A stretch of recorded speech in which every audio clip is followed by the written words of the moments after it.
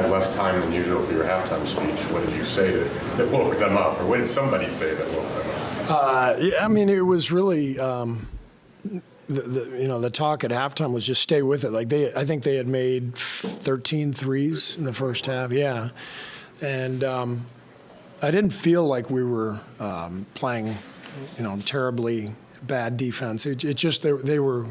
They didn't feel us enough. We had to get more physical and get more into the ball. We did that in the third quarter. I thought Wiggs was great. He played a fantastic game, but he pressured Kobe White to start that third quarter, and I think we were just a little more physical. And we got into a good groove and had a great third quarter, and that obviously set the game up for us. It looked like you played some zones more in the third quarter. What did that do? Why did that work? Yeah, we mixed it up. We played a few different zones and just tried to take them out of their offensive rhythm. They scored 75 points in the first half, so we had to try something and, a little box and one, a little, 3-2, just try to, that's kind of what you have to do in the NBA these days. It's so hard to guard. Everybody shoots threes, the slightest bit of contact, and it's 2 free throws. And so it's almost like college now in some ways where you try to mix and match defenses and keep teams off balance a little bit because it's virtually impossible to defend at a high level. It's just the way the game is set up. Speaking of Wiggins, you said a while back that you were hesitant to go back to the Wiggins-Kuminga pairing. Mm-hmm. You closed with them today. What did you like about what you saw from them today? Well, I think putting them with Dario helped spread the floor, and I thought both J.K. and Wiggs were just playing such great games that you got to throw them out there. They're 2 of our best players tonight, and I thought J.K. it was maybe the best game he's played, not just because he made 4 threes, but his spirit, his energy. He seemed right. He seemed comfortable. The whole group, the whole team was just committed to, let's go out and win. And very, very proud of them. They've taken a lot of heat. We've all taken a lot of heat, this past week, deservedly so. But this is what you do. As a pro, a lot of these guys are champions. You got to respond, and they did tonight. How much of that energy and commitment is connected to the way the last week?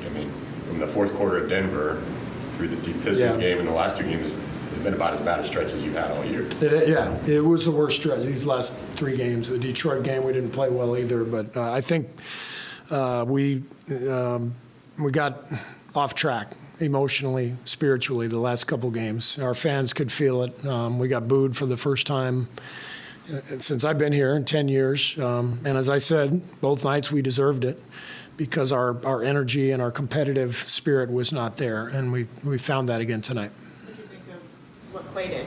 Klay was brilliant. He set the tone, hitting those 2 threes to start the third quarter, and they took the immediate timeout. And more importantly, all of the assists, he had 6 of them. He kept finding Trace on the dives to the rim because they were, coming out to cover Klay because he was hot. And when he keeps it simple like that and just shoots when he's open and keeps moving the ball, that's when he's at his best. And we had 5 turnovers for the game. That's Raymond just said low in franchise history.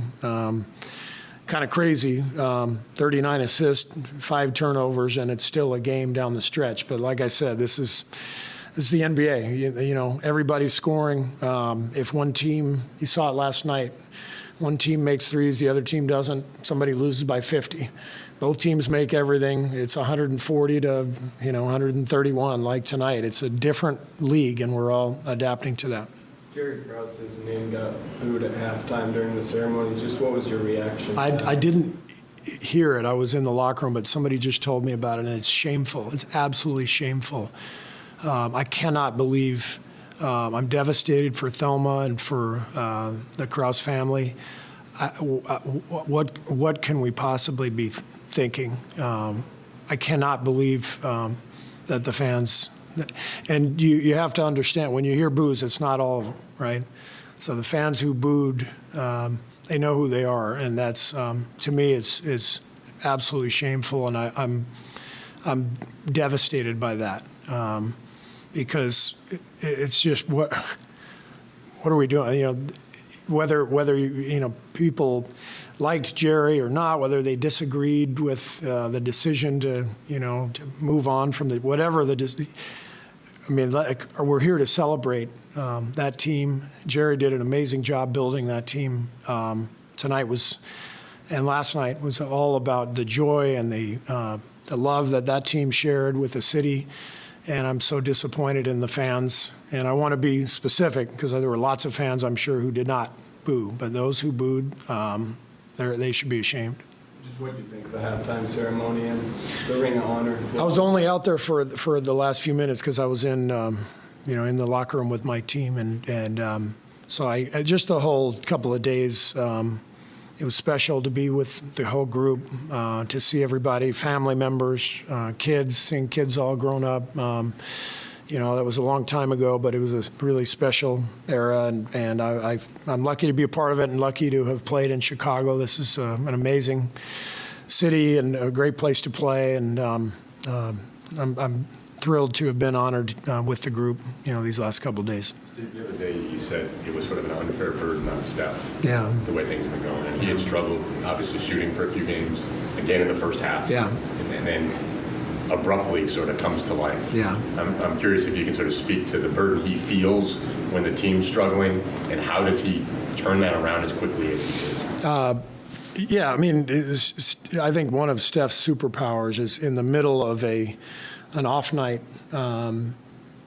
He can just ignite so quickly, and that takes the deepest level of confidence that's possible, and that's what he has. So, he took over kind of mid-fourth, during that cold night, and but it's who he is. It's what makes him special. Dario, can you? How would you sort of convey what halftime was like? I mean, Steve was saying he didn't think you guys had played that badly on defense, and yet the Bulls had 75 points, and that's obviously been an issue the last few games. How did you guys sort of flip that? Yeah, we talk about it, but I think we kind of overhelp. Maybe we wanted too much, after the last two games was really bad for us. We wanted to really present ourselves in a good way. Sometimes we overreact in some positions. And they were scoring, so we kind of figure out if we are kind of a little bit closer to them, to kind of contest their shots a little bit more. We can kind of come back in the play, and the best part, we didn't give up. We kind of keep going relentless, every position, start position, and in the end, second unit kind of give us in third quarter a little lead, and we finished the game the right way, especially Steph and Klay kind of closed the game on the right way, and we did a lot, but we didn't do much for this game. So we are on a mission. We didn't understand we can't be happy on a farm or whatever. We need to just go every game playing the same way, 100%, if we want to come back in the play. You mentioned that you guys sort of were feeling the heat from the last week where you had some bad losses and maybe felt the chatter get to you. Did you feel that heading into this game, maybe into the second half? But last two games, taste was a little bit bad, we weren't there, we didn't compete. Maybe we compete player, but we didn't compete like a team, and that's why maybe we kind of overreact this game in helping each other. We could stay home in some situation. They were knocking shots. So, I mean, if we play like this, if we stack every position and we play 100 position every position in every game, it's gonna be good season for us. We can't just one play 100%, another play 80%. Okay, we get the bucket, we're gonna figure out. We need be on a mission. Every position, 100%. That's how we're gonna come back. Was there any conversation among the players, whether at halftime or on the flight yesterday, or to kind of get good? Yeah, it's always conversation. We always kind of try and figure out and that kind of stuff. Yes, but if you don't play 100%, you can't figure out. So the last two games were really warning alarm for us, and we kind of react on the best way. But we need to play every game now 100% because we don't have it's every game a final for us. We need to push if we want to be good when it matters. How much did you sort of, beyond the effort, how much did you need the result? Yeah, we need a result, obviously, not just effort. Like we need like good score. We need a win tonight, obviously we need to somehow find the wins on this road, and the only way it's playing 100%. It's not guarantee we're gonna win, but like if you play 100%, we are one step closer, and then playing 85% and kind of figuring out.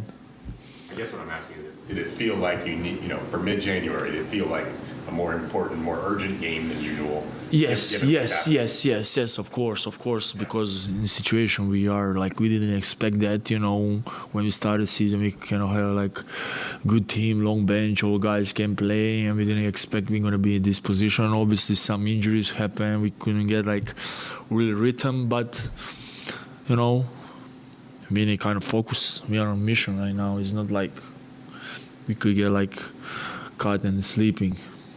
It looked like some second chance points and points off turnovers really hurt you as well. Yeah, I certainly the third quarter. It's I think when you look down, at the final stat sheet, at least from our 3-point shooting, and this is kind of what I alluded to a little bit before the game, about the identity and the stamina to kind of stick to it a little bit. We were, 13 for 21 from three. I mean, that's almost like impossible to maintain that kind of shooting percentage. I think we ended up shooting 45% from three, which is a great number on, 40 attempts. But we were 0 for 9 in the third quarter, right? And, they ended up switching and going some zone. I think they tried to take Kobe a little bit, but certainly, with Vooch out there and Zach and DeMar and, Patrick, and there's enough out there offensively. But I thought it was the defense. It was, to your point, it was the second chance points. It was, I thought, some lack of rotation, when we were up on a lot of screening actions and the ball was getting dumped into the pocket. We didn't have enough support behind that. And I think that's what really we did a pretty good job of there in that first half. And I thought, once Thompson made those first 2 threes, I think I called timeout, and then we kind of got more and more spread out and worried about the three. And then what happened was it left open, rolls to the basket, and some offensive rebounds, but also give their bench credit too, because I think if you look at the shooting percentages from Saric and also from Kuminga, those guys had a huge impact on the game. They made some shots and made some plays when we tried to take those other guys away, so you have to give them credit too. Sounds like you credit the zone, Billy, what they went to. Excuse me? It sounds like you credit the zone, what they went to limit your threes in the second half. No. What I was saying was we took 21 threes in the first half. We took 40 for the game. But what I'm saying is when you look at the stat sheet and you see 18 for 40, you say, wow, that's a darn good shooting night. My point being is in the third quarter, we were 0 for 9 in the third quarter. That doesn't have anything to do with giving up 48 points. When we're going well offensively, everything's kind of clicking, it's fine. But what I was saying was when they switched and ended up going and changed up some defenses, I thought we got some good looks. We didn't make them. But the problem for us offensively was we never got into any rhythm or any flow because we took the ball to the net the entire quarter and we allowed them to set their defense.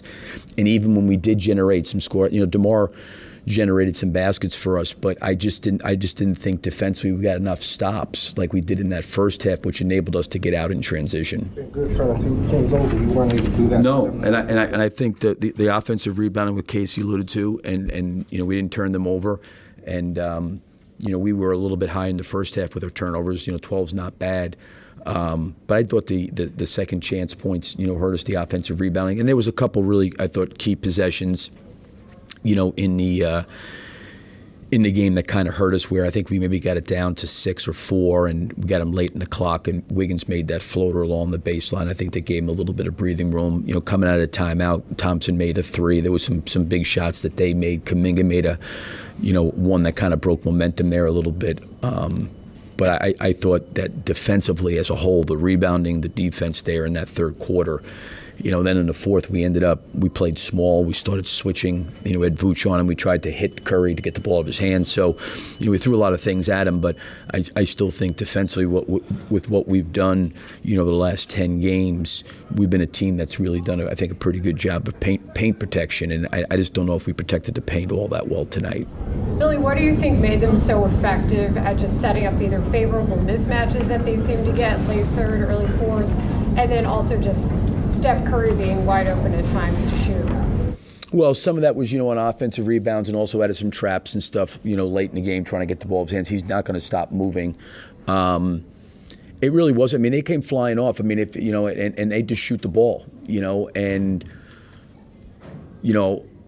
not that I've seen them play every game this year, but those two shooters are not going to have off nights like they've had the last 2 nights for very, very long periods of time. When you look at the Toronto game and, even the New Orleans game, those guys did not shoot the ball particularly well. That's not going to happen too long with those guys. They're going to have nights where, it's really hard. Like, listen, I was in, Game 6, in the Western Conference Finals when Thompson made 11 threes against us. He has that ability, and he's got great belief and confidence in shooting the basketball. And tonight was one of the nights the ball went in. He does that, and Curry does it too. That's what's made them elite and great players in the league.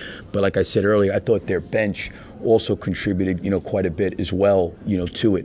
And I thought Kuminga's 24 points were big in the game, considering I think he was shooting maybe below 20% from three for the year.